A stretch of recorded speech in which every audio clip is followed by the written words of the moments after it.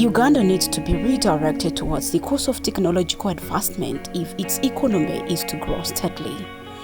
But this can be achieved by encouraging the young generation to be innovative, which can be fostered through the learning and understanding of sciences right from secondary level.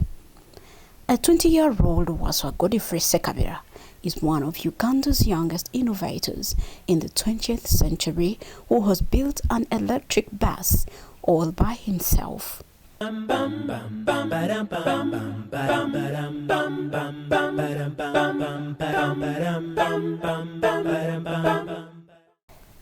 journey to his innovativeness started way back when Waswa Sekabira Godfrey, then in primary 4, got on a plastic and a sandal, cut a round shape to make a tire, then a stick for a handle to drive around the village.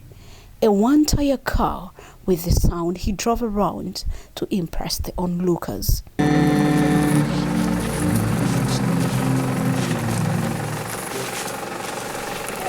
Few years later, at a secondary level, the passion is there to make a serious car, but the knowledge and the morale is what lacked. Come to senior 4, his effort was rubbished by all people saying that there is no future in what he had devoted all his time and brains to. In that school, the environment was not what? Favorable. Because my fellow students never knew what I was doing. They were just telling me that we're just wasting what? We're just wasting time, what and what. For me, I told them that I know where I'm going. Never say anything bad to me, or else just keep quiet if you want to talk to me. In 2011, Waswa's passion seemed a necessary evil that not even the teachers at school, no parents at home, neither friends saw sense, but he carried on.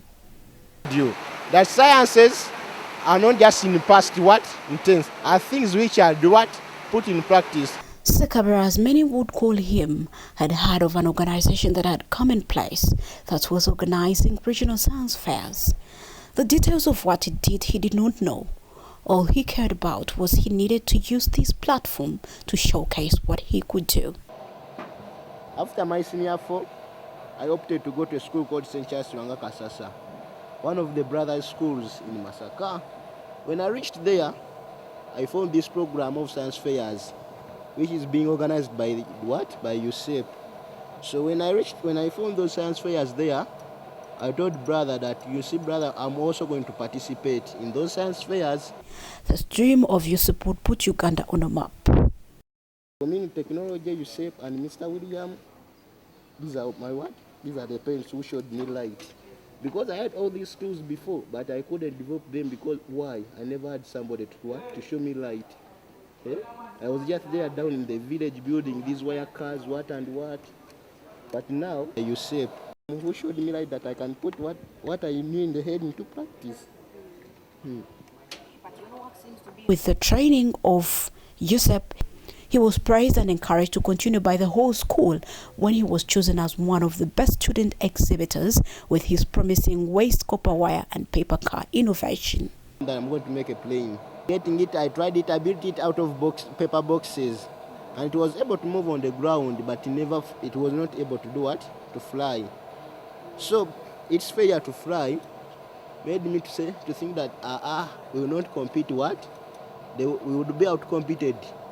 I realized that I could make something else. Then I thought of a radio transmitter, which I built, and it was a success. I went and I exhibited it within those USEP fairs which were held at St. Charles Kasasa. It won in physics, and I had to go and I presented it. Little did he know that the organization called USEP, Uganda Science Education Program, was not only organizing regional science fairs, but was actually in place to make the learning of science subjects in secondary schools lovable, which in turn would be translated into the students' ability to put that knowledge in action by being innovative and relevant to the society. When I came back to school, I said, no, this is not my knowledge. I just played around with what? Someone's knowledge. I said I must develop something on my own. A little brain didn't sleep, instead wanted more and more. This motivated him the more. He wanted to prove that sciences are practical in day-to-day life. No, I can be able to build what? A car, which is driverless. But the reason that's why I had to first think of that idea was just after my father was engaged in the accident, and which was very costly to him and very costly to us. And according to the police report, that accident was caused by careless driving. He now wanted to make something for Uganda, and yes, he made it.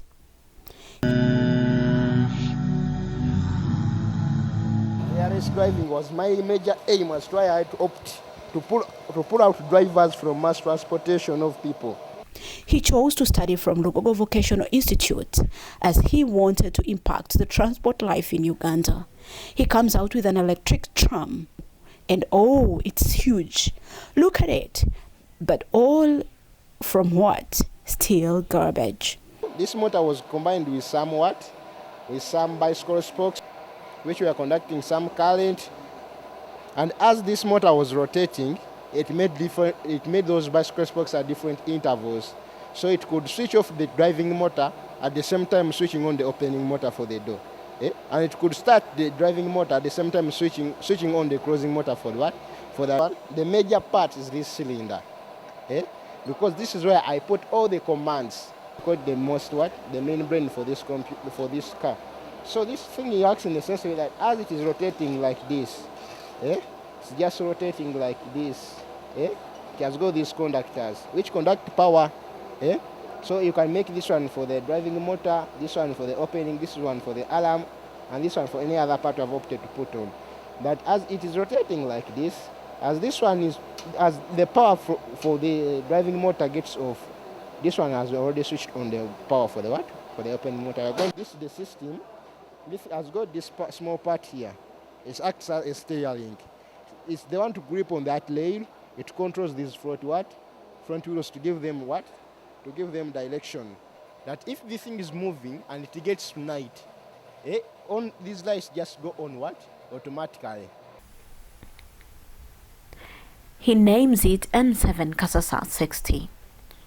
A scientist only makes noise with the things he invents, so this falls into the president's ears as USEP takes the lead to tell the whole world that when learners appreciate sciences and they are able to translate it into innovations, they stop being more of job seekers and puppets. Any technological thing, do you know what they do?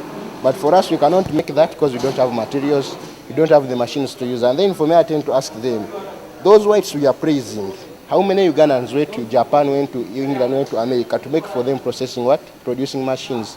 It's them to sit down and design for themselves. But for them, they claim that for us, we don't have those machines. Now, who are going to produce for them?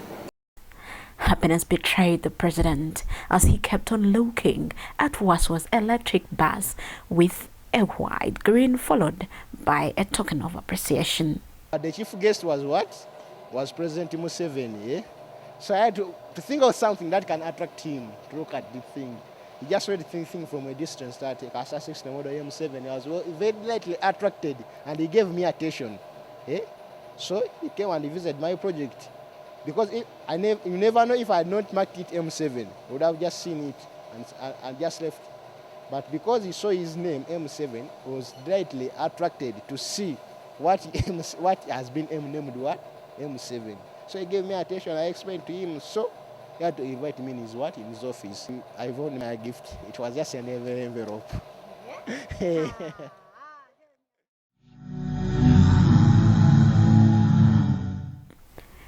Waswa today owes it all to USEP, which he says challenged him when he realized that people have challenges every day, but it only starts from classroom to get the solutions to all of these challenging situations. University are just like recreation centers. You just go to the university, get your papers, come and do what, and start to starve in the future. For me, that's why I have to come here. One, I realize that I must be a true mechanical engineer, not a spoon-fed mechanical engineer. An engineer by skill, not an engineer by what? By books. understanding sciences, and helping learners love them, knowing that they are non-difficult, away from the 1990s songs that you and I could have sung while we were little and so dropped them. He now takes responsibility and says, it is time. Uganda stops the congestion on roads, save time and money with his electric car, is ready to get on road when you and I support our young Ugandan scientists like Waswa by letting the rest know that science is a solution to everyday challenges and encouraging them to keep the spirit to the realization of their dreams and goals. This one is now going beyond it because it's innovating, it's becoming electronic. Because this world is electronics. And it's very good that actually has said that he's going to look at solar. That is an energy that can easily be tapped. And we have the capacity in Uganda by nature of our environment. We can have solar to any capacity we want. The government is behind the technical. Is trying to give the whole support. But the problem is we human beings. They can give support. Then instead of supporting, we divert. Because there are so many needs. But now, if we administrators, we are focused as we are here, that when this one is to be done, let's not discourage it. Let not that person don't be discouraged. Should be motivated higher. Should be given any possible assistance.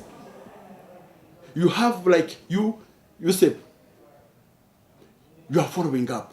Teachers, academic managers, lab staff and assistants, and schools. Let's embrace USEP in our schools to help learners be the best. If we are to have a technology innovation driven community, which is the way to go. But at least we've been record of books. So we have to see that we encourage him, we support him, we motivate him by any means possible. And if he needs to go to president, because now he has opened the door for the president, we can make arrangement when we modifies it and gives it a good look.